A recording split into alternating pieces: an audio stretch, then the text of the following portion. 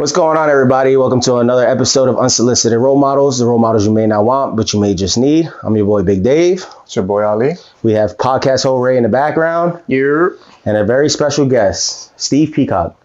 Thanks for having me. I've got to ask. Okay. Is that your actual name? That is my name. It's not my birth name, but my mom got remarried when I was about 10 or 11 years old. The funny thing is, my mom, when she met what would later be my adopted father, my sister and I said, "Oh, we hope she doesn't marry this one, Peacock. Oh, what a terrible name." All right, so it turned out to be a great guy. He was a wonderful guy. God rest his soul. He died about 8 years ago, but he was a wonderful father. And considering the business I got in, having a name Peacock was pretty good, man. Yeah, I was going to say, marketable. This is like, you have the perfect name for what you do in the industry. I've grown to like it, I must say. So if all the people that don't know, ring announcer, MMA announcer, voice actor, model. What else? Am I missing anything? Teacher. I'm a full-time teacher still, and yeah, I'd say that sums up about everything. I can't claim to be a singer yet, but I'm working on that. Actually, I had my first singing lesson yesterday. All right, that's good. So I'm trying to add that to it. Well, nice. You got to build a resume. Yeah. So how did you come about ring announcing? About 10 years, actually exactly 10 years ago this December, a friend of mine, Dave Franciosi, he's a professional boxing referee, and he started I think for about 2 years, he ran a promotion down in Ocean Monmouth County area.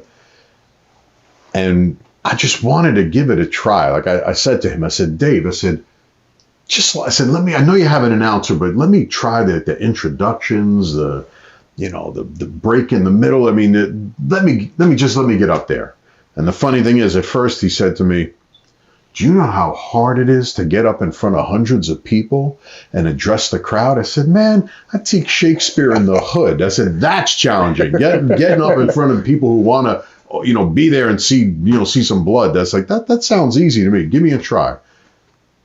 He gave me a try, and one thing led to another. One gig led to a second gig, and then a third, and then it started growing, and that was 10 years ago, and it took me 2 years just to do 3 or 4 of my first fights, but just recently I did my 100th fight. I count MMA, boxing, and bodybuilding MC work. Oh, wow. And between the 3 of them, I've done more than 110 shows, not including hundreds of school sports, and I even did one season for the New York Yankees AAA team up in Scranton, Wilkes-Barre, the Rail Riders. I did them for a year. And actually, that was the year they sent Judge to the Bronx. I did announce a couple of Aaron Judge home runs when he was in the minors. Oh, wow. So I got that among my many experiences to share. Which one's your favorite to announce? My favorite to announce. Let's see.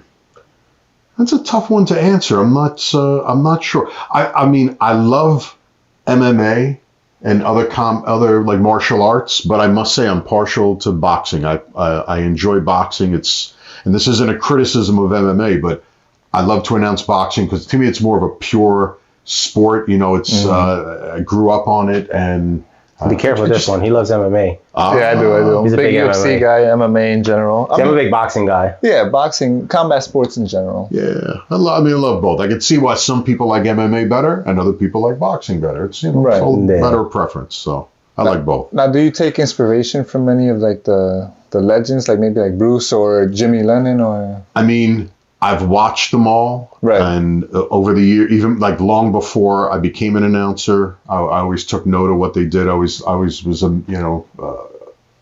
liked the fact that it was part of the tradition of combat sports. These guys are. I mean, I always tell people I'm more of a decoration there, but it's a tradition. It's a big part of it.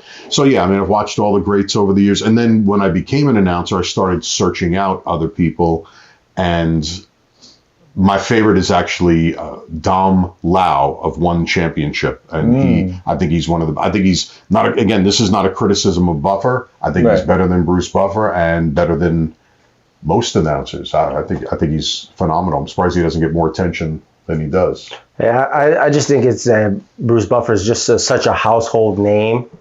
So anywhere he goes right now, it's just everybody wants to see him do like a ring announcement? It's that catchphrase. That's what it is. Yeah. For the most part. Have you found your catchphrase?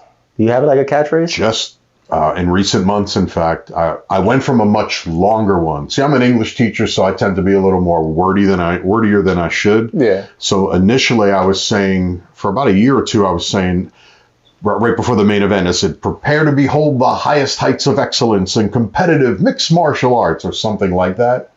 And it worked, but I knew that I couldn't stick with that. It was too long. You know, it takes 20 seconds to say instead of it's time, you know. Anyway, so I finally thought of a good one. I after some thought, I threw around some words, and it's a play on an old phrase. I now say right before the main event, let's get the brawl rolling. I'm in the process of getting a trademark just in case. Nice. So have you used it? Oh yeah, I've been using it. Yeah, I've been using it not quite a year, I would say. Yeah, so and it works. So I'm not gonna lie. During the boxing fight, it was just so much going on because I was sitting like ringside for media. Mm-hmm. So I'm trying to get the video footage of the people coming in, the video footage, and then like it was a little hectic at first. So it was some getting used to. Plus, that was my first media day. Oh, okay. So I mean, I had a lot of fun there. You talk about this Body Shot, right? Body Shot promotion. Yeah, that was fun. But seeing you up there, I was like, you look like you're natural in the ring. So I was like, oh, we got to have you on the show because I would love to like find out more of the profession because to me, I don't know if you need if you feel like you need the voice training or watching video footage of old people so that you can kind of build your own or maybe kind of borrow like sayings from people for now. Mm-hmm. Did you start borrowing like at first or it was just natural? I must say I didn't borrow anything. I just went up there, came up with my own opening. Mm-hmm. I mean nothing extraordinary, the usual stuff. Good evening, ladies and gentlemen. Even though I don't speak Spanish, I pronounce it well. I can read it. And so since in the beginning, I've always opened up with good evening, ladies and gentlemen, and welcome. And then buenas noches, damas y caballeros, y bienvenidos. And I started with that, and it worked. And it was great because I love tapping into the audience out there. Right. I started adding other languages. For a while, I threw in Russian, which I just said welcome in Russian. I'd say Dobro Pujolovat. I actually got hugged by this 6'5", 300-pound Russian man one time. He was let me explain that. That doesn't sound right. I got hugged by a big Russian guy. He was sexy as all hell. Yeah. No, it was the husband of one of the ring card girls. And when she heard me practicing it, she called him over. She was like, honey, and she says something to him in Russian. She says, go ahead, show him. And I said, Dobro Pujolovat. And he was so honored that I learned his native tongue and came up and he gave me a big hug. It was kind of funny. So anyway, so I do stuff like that and add to my intro once in a while, but it's been largely the same with the exception of my pitch phrase at the end. So. Speak better Spanish than me, I'll tell you that much, and I'm Puerto Rican.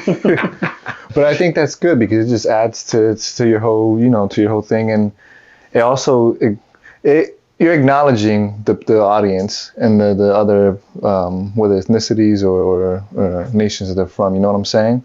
And I think and there's no. It's hard because there's no mentors, right? You didn't have a mentor doing this. I did not. Just watched people online. Yeah. And just practiced. Yeah. Yeah. It's tough. You either have it at the opening bell or not. You just have to fake it till you make it, I guess. Yeah. I just faked it till I made it, and just with each. I mean the first time I'll never forget the first time that I went my first full event. Like I did a partial event in December of 2013, mm-hmm. and it went well. And then the next time I did one, it was at the Jersey City Armory for a promoter called Fight Club Champion, which is no longer in business. Mm. And I did one there in this massive armory. The Jersey City Armory is gigantic. I was not terrified, but I was a little nervous. I'll never forget. I asked one of the officials. I said, I was so new at it. I said, how am I going to know who won? And she says to me, we're going to hand you a card. I have to do it with the accent, too. She's from Staten Island. No offense to my girlfriend, who's also from Staten Island. I'm not making fun of your accent, Liz. As a native New Yorker, I can get away with this. But anyway, so she says to me, She said, "It's not brain surgery. You read off the card." And I never forget that. And that has actually kept me going. On the rare occasion I get nervous, I remember what she said to me. I say, it's not brain surgery. It's not easy getting out there, but it's not brain surgery. I'm reading a lot off the card. And, that keeps me going. It's Right. Is there any names you got that you just like butchered? Oh, I must say I have not butchered too many names. I've overlooked a couple of things, like I was saying before, right? With Mr. Gerena, I was so excited to introduce. What was his nickname? I suddenly can't think of it. El Destructor? Oh, I think it was. It was something like, yeah, El Destructor. That's right. I because he believe was that thinking was about it. changing it. Yeah. Yeah. And I learned that one right at the beginning of the show. I got it at the last minute, and I added it in my notes to in the far corner where I had space, and I forgot to add it when I introduced him. So although I haven't really butchered any names, I believe, Just forgot. I left out that nickname, and I felt terrible about it. Which, Yeah. again, probably a minor oversight, but I like to get it right. Like we were saying earlier, it's when we were interviewing him for the first episode, he didn't have a nickname. So like, I think he was just kind of learning it. So maybe that's why they threw it in real quick for you. See, I don't, for me, if I was a boxer, it wouldn't be a big deal because if I rushed it onto the card or if it wasn't on there, we'll get it next time. We'll remember. But like, it's one of those things, like, I understand how you feel saying, "Oh, I missed it. Like, I should have caught that one. I wrote it down specifically, or they put it there and I didn't catch it." But at the end of the day, I feel like it's a minor thing compared to every other thing you have to do in that ring. No doubt. It was a forgivable offense, I'd Yeah. say, right? And how do you prep normally, or do you? Well, I get there a few hours early. Right. I never depend on what a promoter gives me. Like, they will give you basic information, but they don't give enough info. And that's not a criticism. That's just how it is. You don't necessarily have, like, for example, I may have where they train on the bout sheet. But I will say to people, would you like me to acknowledge a hometown or a birthplace or something like that in addition to your gym? And not everyone does it, but a lot of people, when I say that, they light up. They're like, "Oh, yeah. Quito, Ecuador. Please say from Quito, Ecuador," or whatever it might be. It could be Kazakhstan, Russia, Ireland, so I ask things like that. So I get there early. I always get there hours in advance. I interview every fighter, and I ask questions. I often find stuff that's on the bout sheet. I shouldn't say often. Sometimes there's stuff that's wrong. In my perfect example, one of the boxers from, I did R&B promotions in Philly last Friday night. And one of the boxers who, fortunately, I did his shows before, I did his fights before, it said on the sheet, Old Bridge. And I walked up to him and I said, "Excuse me, Danny Bean is his name." I said, "Danny," I said, "South River, right? Not Old Bridge?" And he just smiled because I remembered that's his town. But on boxrec.com, it always lists Old Bridge, and promoters put the wrong info. They take the information from elsewhere, put the wrong info. So anyway, that's part of my prep, is just confirming info, which part of the reason I think I do so well at that, I was a journalist before I became a teacher. Ooh. So I was down in Washington, D.C. before and after 9/11, back in those days. So I'm used to gathering information, making sure it's correct, and then distributing it. So all that journalism experience indirectly helps me out as an announcer, because that's basically what an announcer is doing at the beginning of the night, is interviewing people and doing some research. So that's definitely helped. So besides the ring announcing, voice acting, have you done like any big gigs for voice acting or modeling? The biggest gig that I have had took place just 2 weeks ago, out of the blue. In fact, I still can't believe this. When I tell people about it, it sounds made up. It sounds like I'm a liar, but this really happened. Well, let me back up a little. Earlier this year, I had applied for a gig. It was this New York publisher, this small publisher called Dream Baby Press, and they were looking for an announcer to introduce a bunch of like celebrities and comedians, writers, like a whole eclectic group of people. And he wanted to do it as if it were a fight.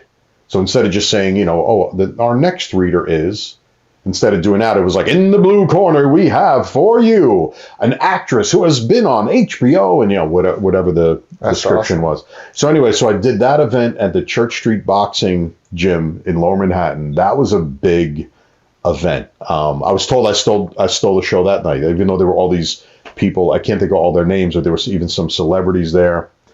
And even though it was a great event overall, people after the show said, "You stole the show, man. You stole it away from these people. You were fantastic." One of those people, Annie Rawerta is her name. She has a blog and various social media pages called Depths of Wikipedia. So she gets the craziest stuff from Wikipedia and posts it. She now has like 1.5 million followers and is doing a nationwide tour, like a comedy show. So she calls me up or sends me a message just a couple of weeks ago, and she says to me, "I'm sorry for the last minute request," as if she had to apologize for this. She said, "Can you be in New York tomorrow night? My Depths of Wikipedia show is going to be at the Gramercy Theater. I've got 2 sold out shows, and I have an idea for a skit I want you to be in." And so I went up there and we formulated the skit right before the show started. Like it was partly improvised and partly planned out right as the show was about to start. Wow. And it was a hit. I'm actually still shocked. It was crazy, especially now I have an off-Broadway performance credit is what it comes down to just by doing the show. So that was probably one of the biggest, I know it's not combat sports, but indirectly related to combat sports. That was probably my favorite and one of the most significant. And I'd say the biggest show I've done, the most like exposure I've gotten was Mr. America, the bodybuilding competition 2 years ago. Actually, I did it 2 and 3 years ago. And it got me on CBS Sports. So I got a credit for that as well, which, it's nice. It adds to my resume and people take me a little more seriously than just the guy who does some of the small local promotions. So it keeps increasing. It's crazy. Nice. You just keep adding on to the achievements. It's nice. It's and I like a friend of mine, actually a lady who runs the gym. I go to Planet Fitness in Toms River. There's this lady there, the general manager of the place, Danielle. Mm-hmm. She even has a tattoo that says "Trust the process." Yes. And she smiles at me sometimes, and I share with her my different accomplishments. And she looks at me. She's like, "Good luck, Steve." She says, "Remember, trust the process." So I'm not trying to speed things up.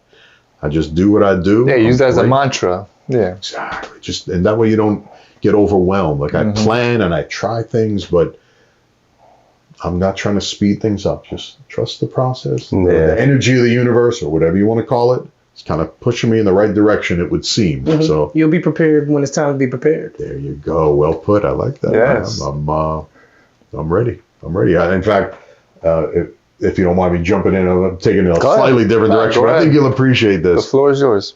This is going back, I guess, 6 or 7 years ago or whatever. I was in Philly at the 2300 Arena, which is where I did a boxing show this past Friday. But I was at the 2300 Arena in the audience. But I went there on purpose because I knew that Dana White of UFC was going to be there. Oh. And I said, I'll be damned. He's not leaving Philly without meeting me. I am going to track him down. And it was the night, you may or may not remember, when Mickey Gall knew Dana White was out in the audience. And he said to him, "Dana White, I want to fight." I can't think of his name suddenly. Who did Mickey Gall first fight in the UFC? He was a former wrestler. Oh, I can't think of his name. But anyways, Mickey Gall, a Jersey-based fighter, he said to Dana White, "I want him, and I think you should have me aboard." Sure enough, a couple of months later, MickeyAll was fighting in the UFC. CM Punk.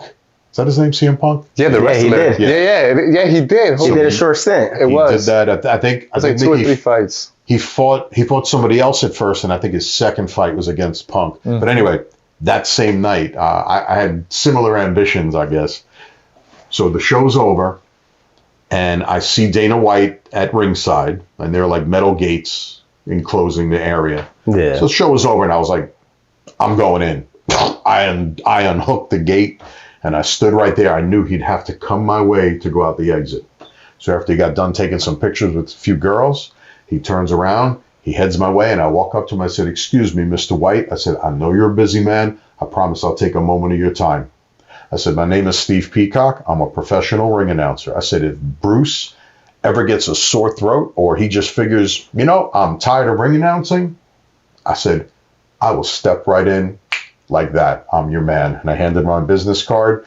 And White looked at me and he smiled. He didn't say much. He said, "Thank you," or something like that. But he looked at me, he had a look in his face that said, "That took a lot of balls. I'll give you credit for that." Yes, and he likes that kind of thing. I figured he would. And Yes. that organization, right? Mm-hmm. He would definitely appreciate someone with the gumption to walk up to him and not be intimidated by him. Exactly. Respectfully and respectfully too. Yeah, especially a guy like that, because even if you don't start on the main stage, they do what are those Fight nights. the fight nights. Yes. They also do the show.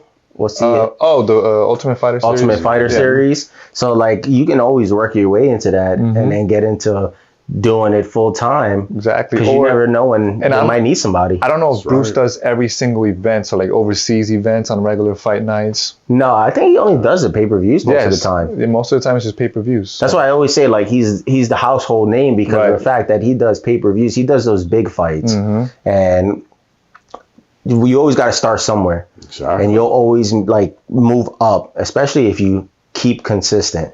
Exactly. So and you never know. Maybe he might miss it because he gets sick one day, or he's stuck in traffic, and Steve Peacock's out there just watching the fight. They're like, "Hey, come on, let's get you up there until he gets here." Well, good for you. You got to take those opportunities. That's right. And you know what? You got like in every business and every endeavor, you got to risk failure. Exactly. And I know that sounds crazy to some people, but right, you do. You have to risk getting it wrong, having someone tell you, "Go to hell. Who the hell are you to come up to me?"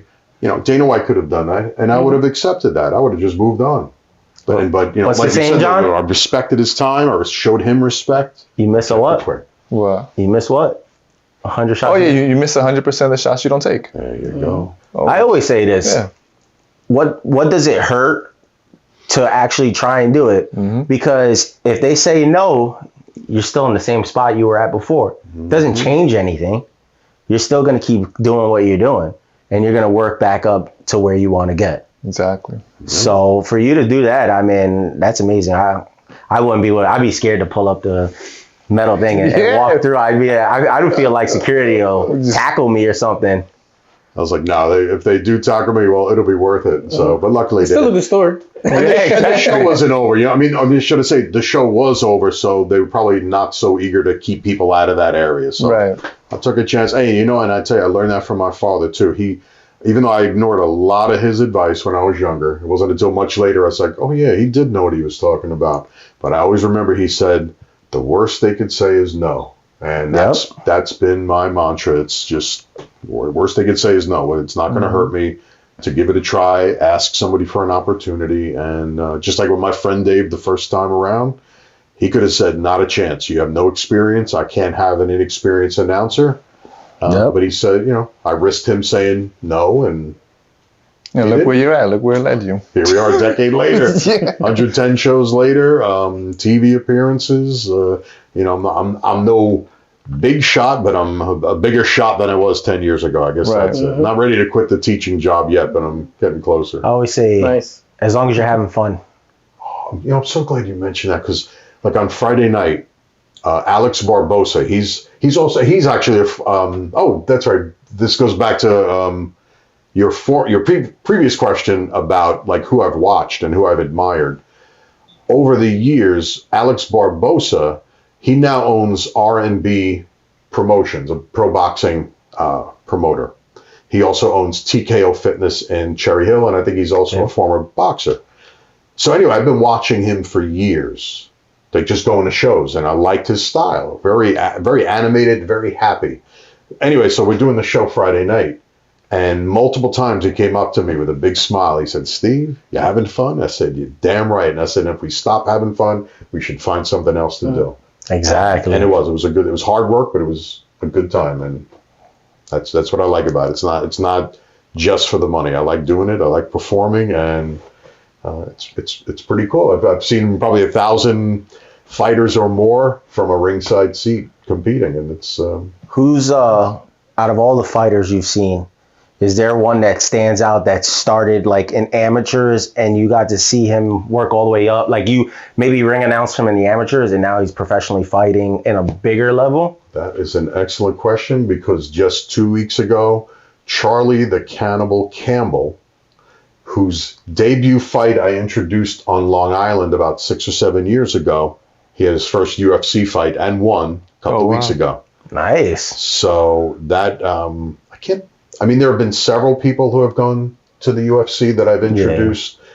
One, there was a guy, Matthew Razor Sharp Rizzo. I introduced. Oh, wow, really? Oh, you know Matt? Yeah. So check this out. This is pretty cool. It's not only did I get a chance to introduce him in New Jersey before he went to, I think he fought in Bellator once or twice. I think his final fight, in fact, was at Madison Square Garden for Bellator, which was a great way to go out. He won.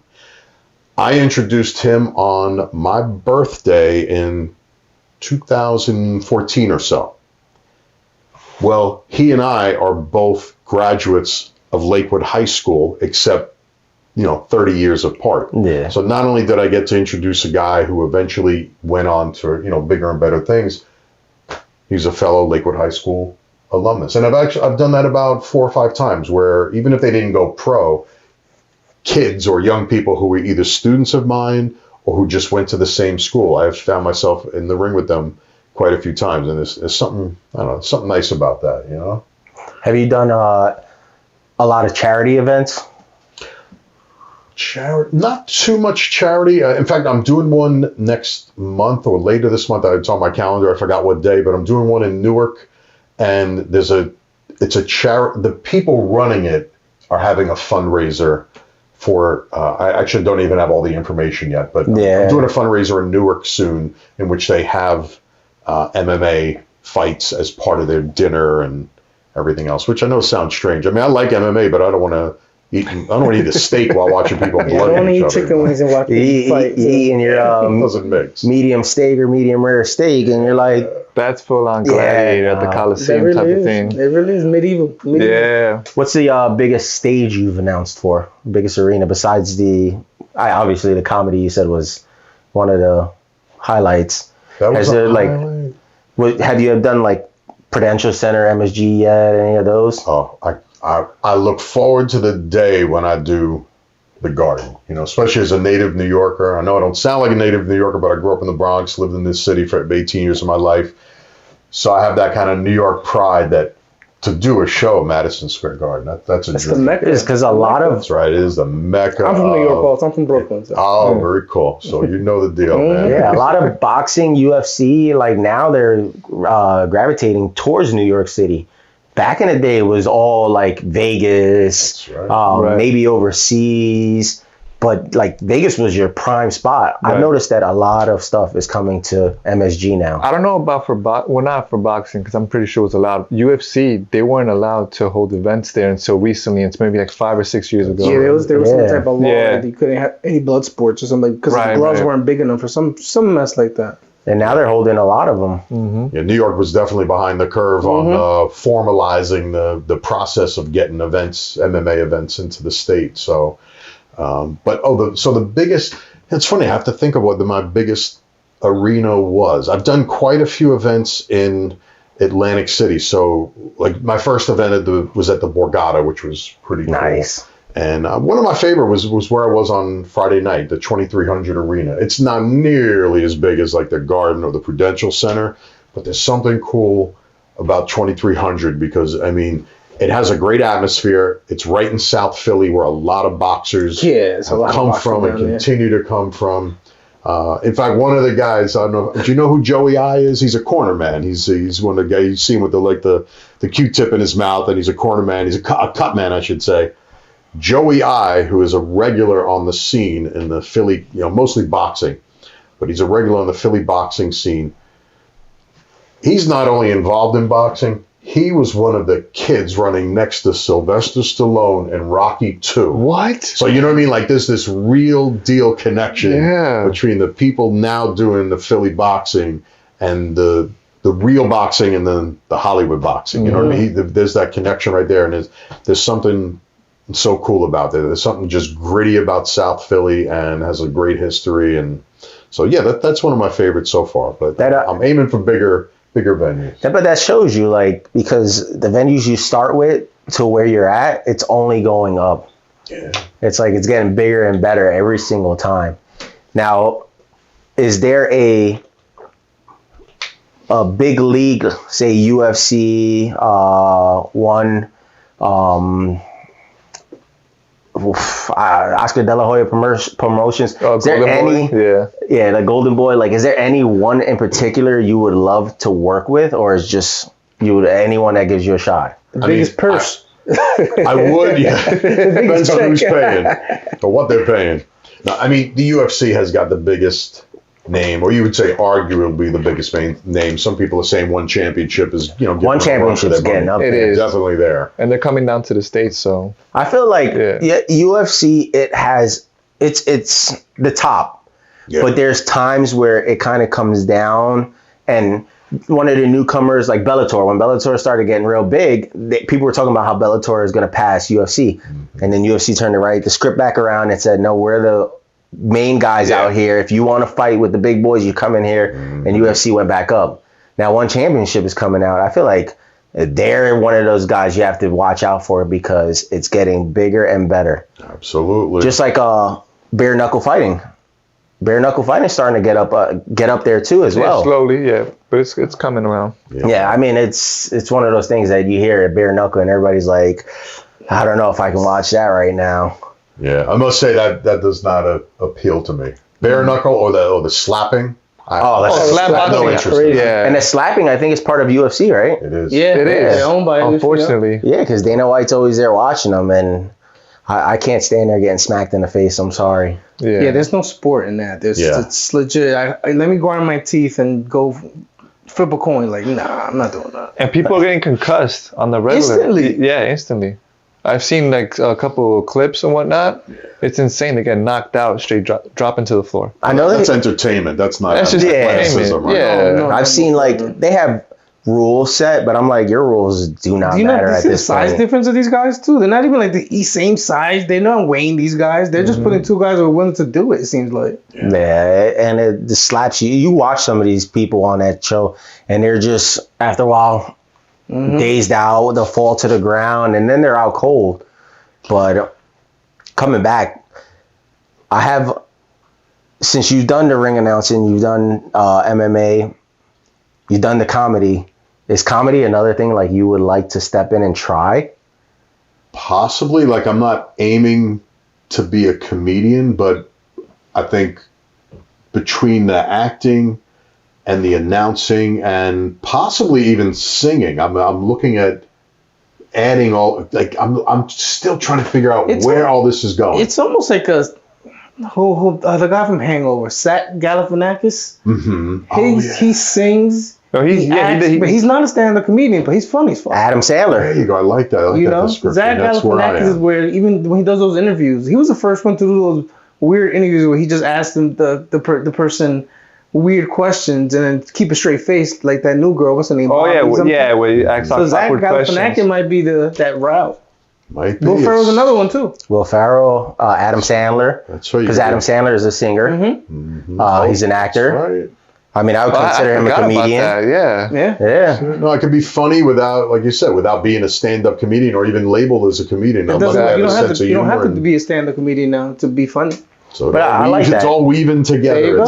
Somehow. You don't limit yourself. You're having fun at everything you're doing, and you're at the same time you're trying to figure out which one is going to be, like, I would say, what you would retire in. Yeah, the best avenue. But I mean, because you've done the comedy, you've done the acting, you've done the modeling, you've done the voice, the MMA, the ring announcing. It's like you're having fun at the same time trying to figure out, like, where's that avenue taking me, but not limit yourself. Because a lot of people limit themselves. Like, listen, I go to work every day. I could not be doing this podcast, but we're here, we're doing it. You know, we're having fun. We're meeting new people. We're learning about different avenues in the business. To say it's going to take off or it's not, as long as I'm having fun doing it, that's all that matters to me. Trust the process. Exactly. Keep going with the flow and enjoy life along the way. That's how I'm looking at things. Just enjoy life, and I've had the opportunity. In fact, and don't worry, I'm not going to start turning this into a therapy session. Believe me. But I got divorced a few months ago, and I'd separated last year. Now, as soon as that happened. And by the way, this applies to what we're talking about. Again, I'm not turning this into a therapy session. I wouldn't do that to you. But I could have gone in either direction. I could have let it wreck me. But instead, I kept telling myself, I'm going to hit the barbell and not the bar. I stay out of the bar. In fact, I haven't drank alcohol in 1,200 days. I just chose not to. I wasn't like a addicted alcoholic. I've abused it at times. I said, time to go. I want to get healthy. So instead of going in a negative direction, I got healthy. A year and a half ago, I was pretty chubby. I was like almost 260 pounds, out of shape. And I decided, you know what? I am just going to focus on the positive. And I got healthy. I started eating better. And all of that seemed intertwined with the opportunities that arose too. I was looking a little bit better because I was in better shape. I sounded better. And back to what we were saying about just being happy. I just wasn't worried about it. I was trusting the process, going along, being positive, Right. and enjoying life, having fun, like you said. Yeah. It'll come to you Yeah. as long as you put in the work. When you're happy and having fun, Yeah. it all works out at the end of the day.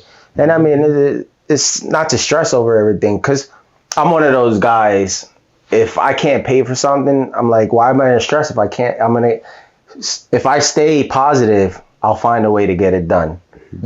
Because at the end of the day, you sitting there and stressing is not going to get it done at the end of the day. So you might as well just figure it out, take your time, don't worry about it, and it'll for me, it's always figured its way out. Right. I've had times where I struggle. I lived in Atlanta for a year and a half? Yeah, almost 2 years. Yeah. 2 years.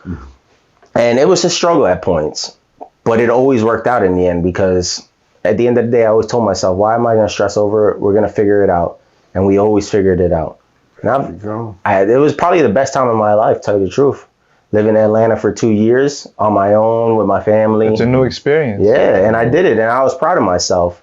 Would you be open to that? Like traveling, if announcing took you there, overseas and whatnot? Oh yeah, if it were like here and there, Yeah. like I wouldn't. I wouldn't think be I'd want to permanent. move. Yeah, Right. But yeah, if it were a matter of going around the world once in a while, whether it's once a month, once a week, whatever it would be, I'm definitely open to that. I would do that for the sake of just opening additional doors, or should I say, if those doors are open, walking through those open doors, right?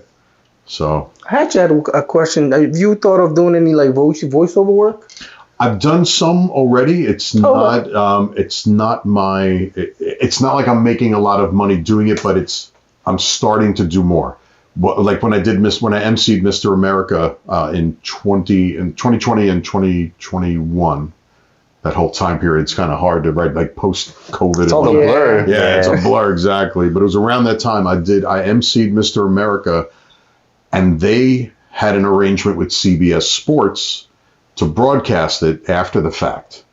So I not only got to MC Mr. America, but then I did the voiceovers for the CBS Sports production. I mean, it was an outside entity that did the overall show, and then they kind of sold it to CBS Sports or whatever the arrangement was. So I did the voiceovers 2 years in a row for the CBS Sports production of Mr. America. I'm waiting right now, in fact, for a cartoon. It's a small one. Question. Yeah. But I got a cartoon credit coming. I'm waiting any day now. The guy said he's releasing it soon. So I've done that, and a few others here and there, small voiceovers for commercials, some live commercials as well. So Because you were speaking on it earlier, I mentioned he sounds like from Family Guy, Joe Swanson. To an extent, the Family Guy, the dude on the wheelchair. Oh yes, you're right. Yeah. I couldn't pinpoint the voice, but yeah, that's a good. It's funny that you say that. That guy did the voice for the Tick, no? He did too. Yeah. It's that big guy. I think he played the Tick also, if I'm not mistaken. I'm sorry, I'm going off on the Tick. Maybe. It's cool. I don't know that one, but Yeah. I hope I get opportunities like that. I'm open. Yeah. I don't want to do like, I'm definitely open to just about anything in voiceover, commercial acting. Although I think I'm going to start drawing the line. I've done a few like health supplement commercials. They call them. They're like the long ones, like that. They call them video sales letters. It's like a 45-minute commercial that they have online and on other places. Yeah. I've done a few of them. I mean, I'm only an actor. You know what I mean? It's not like I'm truly saying like, oh, I invented this pill and it's going to cure your hemorrhoids and your ear infection, you know. But I'm going to be more careful in the future as to which ones I've done, because there have been a couple where I'm like, I'm not sure if I want my name connected to that.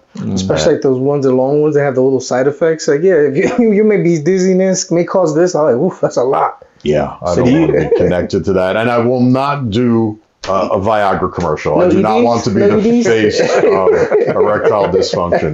No, thank you. Hey, the right amount of money. Especially with the last. Yeah, I was gonna say. Especially with the last. They got Blue Chew now. Everybody got a price. I could have. I mean, I wasn't asked to do it, but I saw. See, I look on this Backstage magazine. There are a lot of gigs from all over the world, and you can apply through there. And I've gotten quite a few gigs from it. And just a couple of weeks ago, they're still looking for someone to do an ED commercial. And I just said, $5,000 or not, no thanks. Yeah, send it my way. I'll do it. Yeah. Well, think about it too. I'm still a teacher.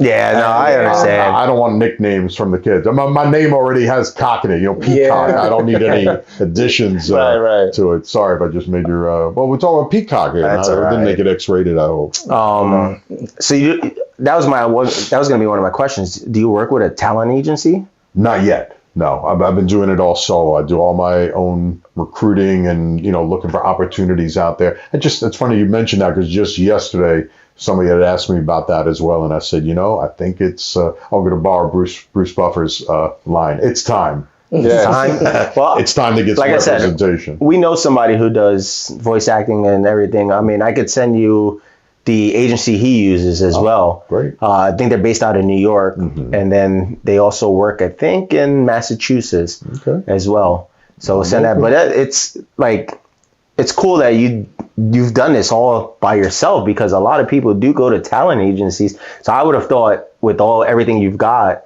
that you would have worked with a talent agency. So that just shows you that even if you don't want to do it that route just yet, because talent agencies, half the time you have to go to where they send you the locations, this and that. You got to choose everything you wanted to do at this moment. Yeah.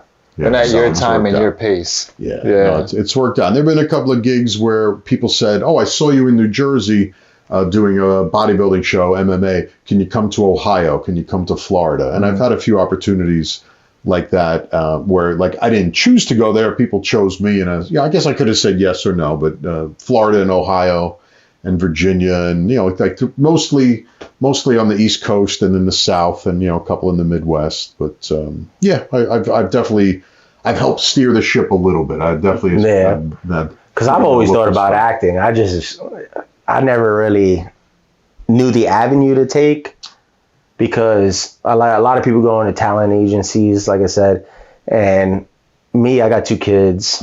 I work in the morning, and so it's like, when do I ever have the time to do it? Sure. So for you to be able to say you can do it on your own time, there's certain platforms you can use, that broadens everything, because that's something that I would love to do. That's one of my side quests. Oh, that would be great. And I learned from the people who had done it before me. I was like you. I was like, where do I even find these gigs? But then I found people who are actively involved in the performing arts. I did a stage show. In fact, one of my other, I guess you could say, bucket list items, I wanted to be in a play. I said, let me give it a try. I'd never done it before. I auditioned for it about right before I became an announcer. In fact, I went on a 5-week run up in Atlantic Highlands for a play, Arsenic and Old Lace. Oh, wow. And so I met some people who had some success in acting, and I was like, how do you break in?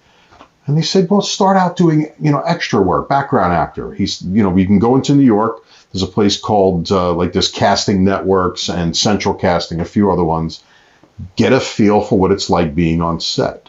So before I actually was on TV speaking at all, I was a background actor, and, it's visible for anywhere from half a second to 5 seconds. And like on Blue Bloods, I was visible in a Brooklyn bakery, in fact, in Greenpoint. Nice. You see me walking through the bakery in this one scene, and it wasn't a big deal. It was only, like I said, it was 3 seconds, maybe it was 2.8 seconds. I don't know if it was a full 3. It was quick, in other words. It's exposure. Yeah, but It was exposure. I was able to say I was on it. Same with Law and Order. Actually, there's a funny story for Law and Order SVU. No way. Check this out. Right outside the courthouse, where they show the courthouse scene at the end of Law and Order. It's August, and it's like 98 degrees out. I had to walk up and back down the courthouse stairs. And I'm talking about from the bottom to the top, Right. 18 times for the same shot. wow. And I was grateful for it, don't get me wrong, but it was brutal. Then there was a separate shot in which I walked along the base of the steps. They shot that 18 different times. I'll never forget it, 18 each. Well, when it was time to walk, when the show finally came on months later, I'm watching the final scene and I'm like, I'm probably going to be visible right here. And then I didn't see myself. Okay, well, no, look, the camera's facing this way. I'm probably going to come up the stairs right here. No sign of me. Like if I was here, the camera was pointing this way. Wow. And then check this The out. way they edit it. Yeah. And literally, as the credits started to roll, all of a sudden there was a boom shot. They had a truck across the street with the boom up in the air. Yeah. And you see the courthouse steps where all the reporters were. And then you see me about this big walking along the bottom of the steps. I kind of have a stiff walk, so I can tell it's me. And anyone who knows me was like, is that you? And that was it. It was like 2 or 3 seconds, that big on the screen. And I didn't get mad. I laughed. I thought it was hilarious. I was like, wow, look at that. That's my 2.5 seconds of fame. I gotta say this. When you were watching the show, the whole time you're looking for yourself and not seeing yourself, did it discourage you from I'm not gonna do this anymore? Until you saw yourself maybe at the end and you're like, there we go. I definitely was starting to get discouraged. And at the same time, I realized a background actor, an extra, same thing. You got no right to expect to be on there. That's why they call you a background actor. You could be in a crowd and never seen. It's an important part of the filming, but at the same time, you have to accept it. I was on set for, I forgot which show it was, but I was in Lower Manhattan in the staging area, like in the basement of a building on Wall Street. And there was this girl going off, one of the actresses or background actors. She's like, these people told me that I might not be visible in the final product. That's bullshit. I came here. I want to be a star. And we all laughed. We were like, lady, you got the wrong attitude. You're coming here demanding to be a star. It doesn't work that way. Yeah. So anyway, I was discouraged, but check this out. I was on the set of The Deuce. It's an HBO series that's about the change in the sex industry. This was not porno, by the way, but it was about the industry and how 42nd Street changed from like the 60s and 70s up to the modern era. I was on the set for their final episode, like the season and the series finale. I was supposed to, you'll appreciate this, that as a Yankee fan, I got hired to be a Yankee fan walking down 42nd Street. I was supposed to be with a group of other Yankee fans, like as if we were tourists taking pictures of, taking selfies. I got separated from the crew because there were like 500 extras there. I got separated from my group and I ended up next to one of the stars of the show and was visible for a full, I think I was 38 seconds walking down the street next to James Franco. What? The song "The Streets of New York" played in the final cut. That's crazy. Like, I can't believe it. Were you walking and say, this is my opportunity? That's exactly. I saw James Franco up ahead of me. That's amazing. I didn't try walking next to him. I wasn't that obnoxious. Right. But I said, if I just move up a little bit, I might increase my visibility here.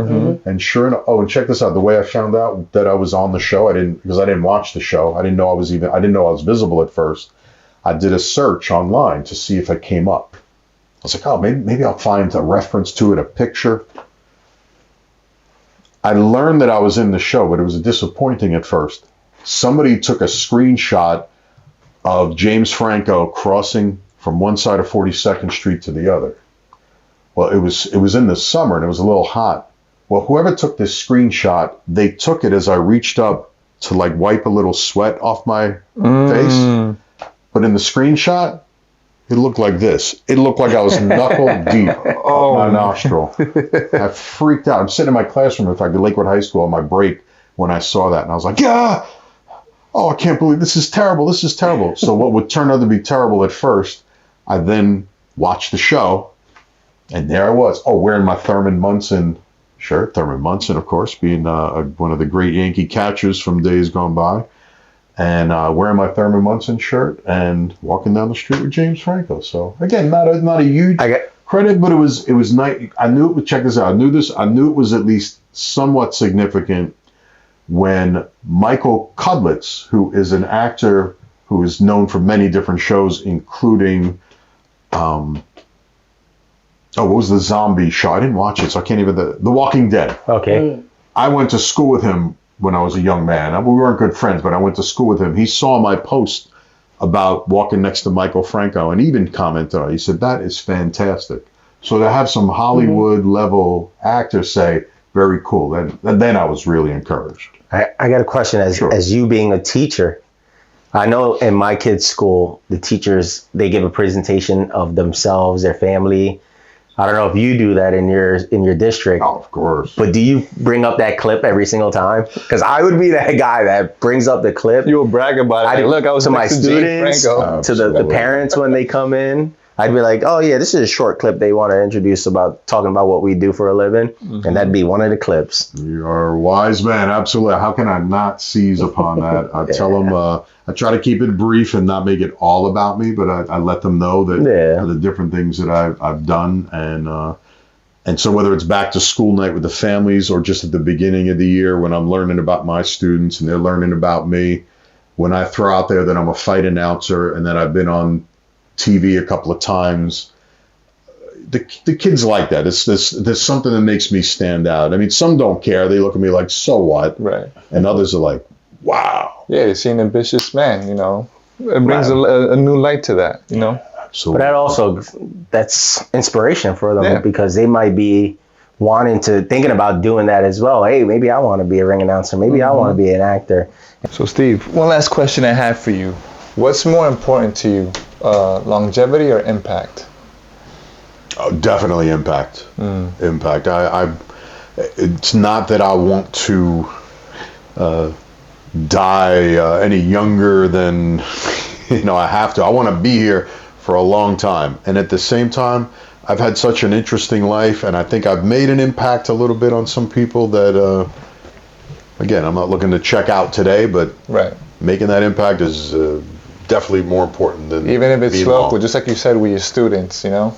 Yeah, I'd like to be, I'd like to reach out and be bigger and have a wider impact, and at the same time, if that's not what life has in store for me, no regrets. If I have to make an impact at a lower level, not lower level, at a smaller level, I should say. I don't mean that in a negative way. If I'm going to impact my students or just people that I meet, so be it. And I was going to say, international fame would be nice too, but if not, there's no promise, right? I am grateful. That's one thing I've especially learned. I'm grateful for the opportunities that I've had and continue to have, and yeah, life's good overall. I was going to say, you're already impacting your students, so that's a step in the right direction. Hopefully we get to see you more.